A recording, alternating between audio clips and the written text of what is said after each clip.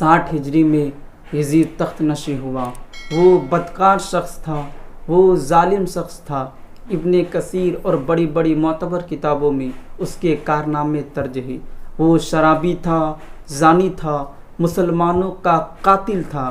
بنت عنب کے ساتھ مکۃ المکرمہ میں اور مدینہ الرسول میں جو اس کے کارنامے ہیں ان سے کون باخبر ہے؟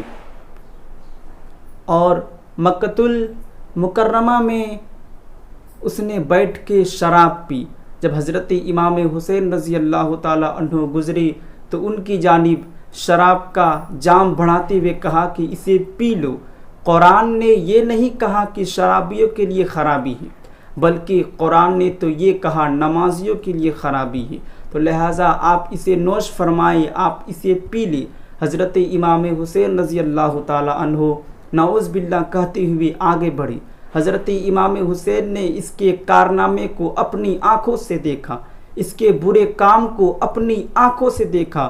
حضرت عبداللہ فرماتے ہیں ہم وہاں سے اس وقت خروج ہوئے، ہم وہاں سے اس وقت نکلے جب ہمیں یقین ہو گیا اس کے برے کام کی وجہ سے، بدعملی کی وجہ سے کہیں آسمان سے پتھر نہ برسے۔ صرف کربلا ہی نہیں بلکہ یزید نے مدینہ الرسول میں 700 صحابہ کو شہید کیا، 10,000 تابعین کو قتل کیا، 300 جوان خاتون کی عزت لوٹی گئی۔ پھر مکۃ المکرمہ میں اس نے پتھروں کی برسات کی۔ میں آپ کو تاریخ سنا رہا ہوں، تاریخ پہ موجود ہے۔ یزید نے کعبہ شریف کے اوپر اتنی پتھروں کی برسات کی کہ پورا متاف پتھروں سے بھر گیا۔ کعبہ شریف کا غلاف جل اٹھا، کعبہ شریف کی چادر جل اٹھی، اور حضرت اسماعیل علیہ السلام کے عوض میں جو دمبا آیا تھا اس کے سینگ کو کعبہ شریف کے چھت کے اوپر لگے ہوئے تھے وہ بھی جل گئے۔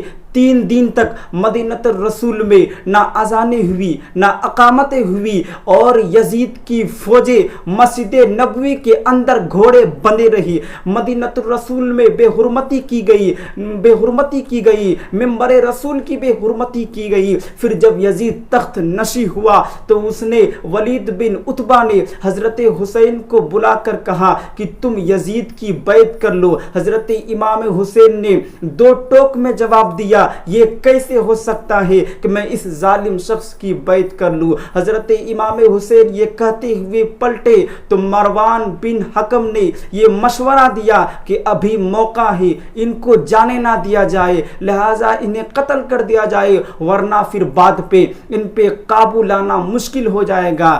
یہ باتیں حضرت امام حسین کے کانوں تک پہنچی۔ تاریخ پہ موجود ہے، روایت ہے، امام حسین جن قدموں کے ساتھ آگے بڑھے تھے انہی قدموں سے پیچھے آتے ہی اور اپنی نیام سے تلوار نکالی اور ہوا میں لہراتے ہی تلوار، اور حضرت امام حسین ولید بن عتبہ سے کہتے ہیں تم مجھے نہیں جانتے، انا حسین ابن علی ابن ابی طالب، میں حسین علی کا بیٹا اور علی ابو طالب کا بیٹا ہے۔ ہمارے گھر میں قرآن اترتا رہا، ہمارے گھر میں فرشتے آتے رہے۔ وہ یزید ابن المعاویہ فاسقن فاجر قاتل النفس شراب الخمر، یزید فاسق ہے، فاجر ہے، مسلمانوں کا قاتل ہے، شراب پیتا ہے، اس لیے حسین ڈنکے کی چوٹ پہ یزید کی بیعت سے انکار کرتا ہے۔